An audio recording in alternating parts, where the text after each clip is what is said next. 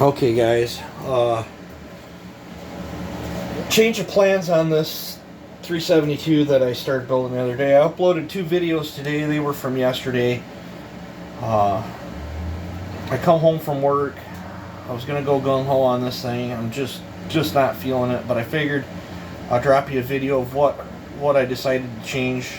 This saw will be getting big bored as soon as I get the big bore kit. We'll probably be doing a modified 272 piston in it. It's close right now, but it's been so long since I've had an OEM 372. I've never had one that was ported. I think the best 372 I had was a muffler modded one, and I didn't keep it. I was just flipping saws back then, and I was running a lot of steel saws then, and didn't keep any Husqvarnas around, but 372s always sold good, so when I got one I just sent it down the road. But this one has OEM crankshaft, flywheel, coil, oil pump, all the chain brake stuff's OEM. This is an OEM cylinder. I'll show you guys.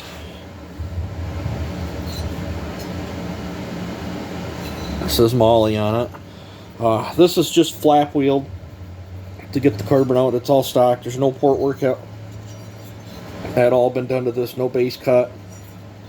I media blasted it because it was real grubby. This came with the saw that Rich Fife sent us that I stole that crank out of.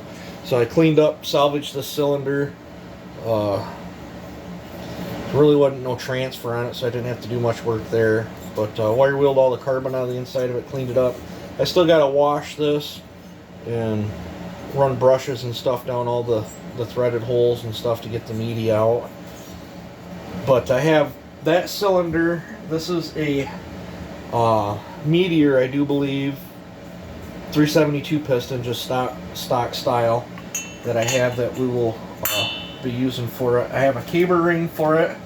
I don't know what brand these clips are. We'll run them off to trim them down a little bit. Unfortunately,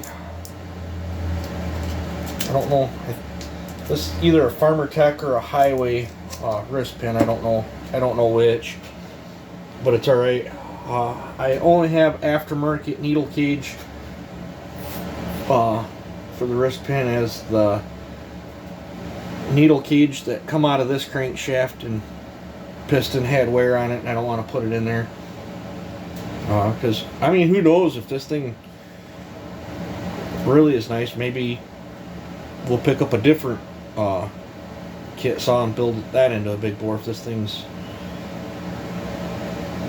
all that or whatever. I don't know what to expect out of it, but I have an OE muffler that come in them parts. It's really banged up and dirty and grubby. I don't really feel like cleaning it up when I've got this brand new one. That's just a hollow can, so we'll do this for the testing. But this is what I have to basically come up with as close to an OE 372 for testing purposes that I have. I mean, I can't see the slop in the bolts for the coil. I pulled the coil to where it was the most advanced.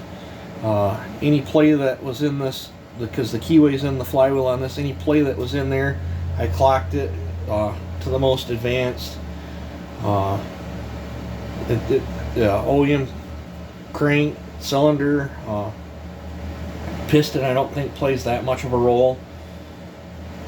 I mean, Meteor's pretty good pistons, so I feel comfortable putting this together as close to an OE as I can get.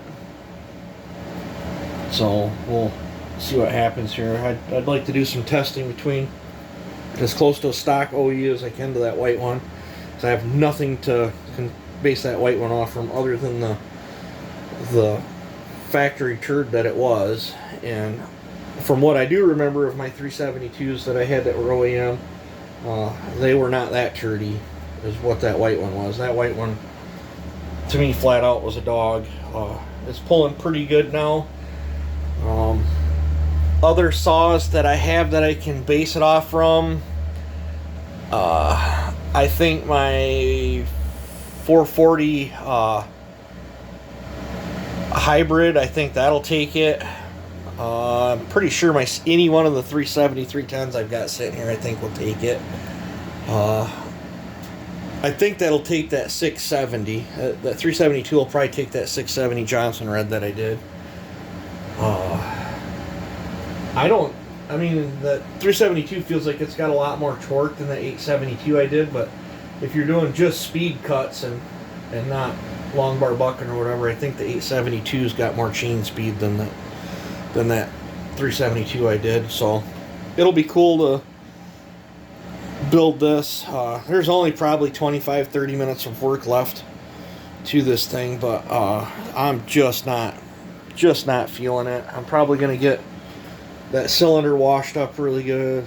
I take that in the house and take some dish soap and some brushes and stuff and make sure I've got every ounce of the media out of that thing.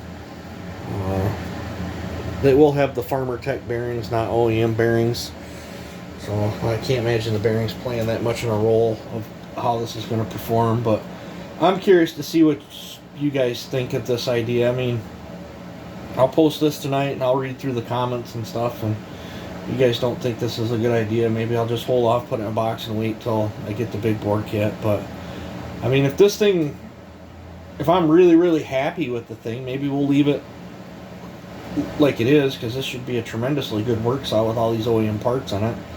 And then maybe we'll just pick up another one of these kits and build the big bore on that, and then we'll have 3 different 372s that we can compare to. But I don't know. I really don't have the funds to just drop and pick up another one of these kit saws. I did some horse trading to get that one, and then it was sent to the channel. So trying to think. I paid for out of pocket on that white one, more than I wanted to pay, that's for sure. But so I don't know. I'm gonna be I picked up some other saws and stuff I gotta make a video on, and figure out how I'm gonna do that. But I don't intend on keeping these other saws I picked up, so I'll probably make a video and see if I can send them down the road for some funds for some different projects and some parts I need coming up for some other projects. I've got some steels in the works that I brought back. I did some trading because I sent my for those that don't know, I sent my 395 down the road down at Sawfest and did some horse trading with a good buddy, and I got some steel saws that are all apart. They're project saws for sure. They're missing some parts and they need a bunch of work, but I got 3 different steel saws there that I've never done on the channel and want to do. So once I get a few things caught up and onto that, I'm gonna probably be doing some videos on them and try to get parts rounded up and coming in for them. I mean, I guess if you guys want to know, I'll tell you. One's a 661, which I've had 661s. I've never built a 661. I've done a lot of repairs on them, but never ported one. So that'll be a good one to build on the channel. And I think somewhere in my shop I have a spare 661 cylinder that we might be able to get to do bad things on and see what I can get out of one of them.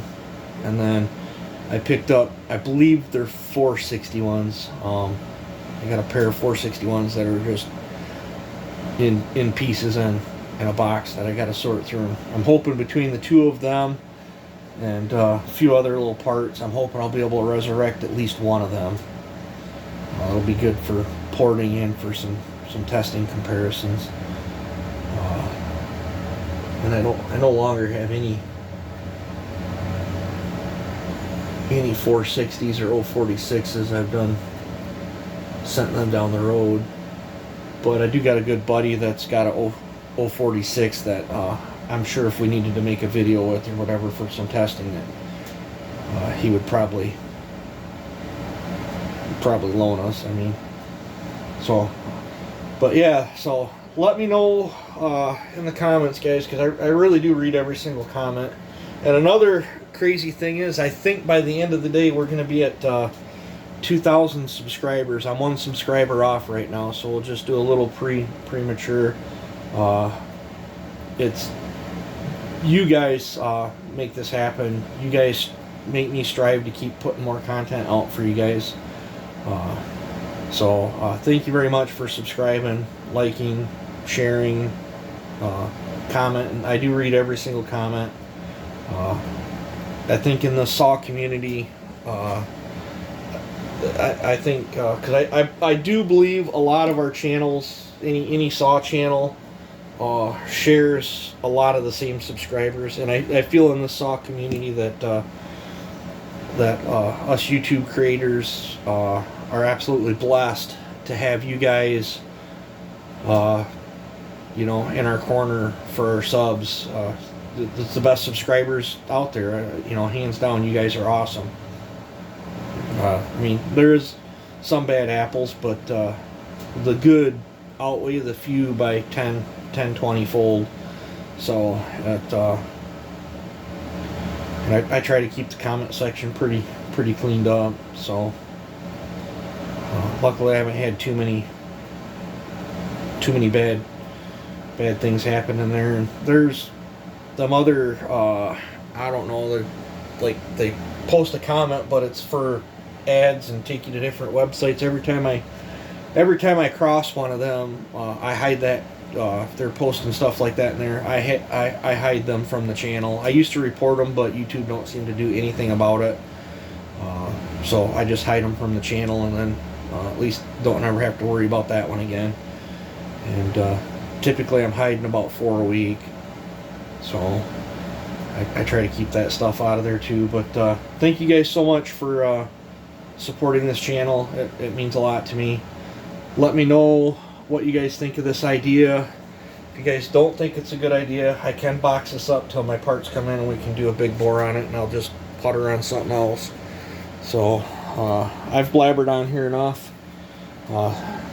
So thank you guys so much for being there for this channel. You guys take it easy and have a good one.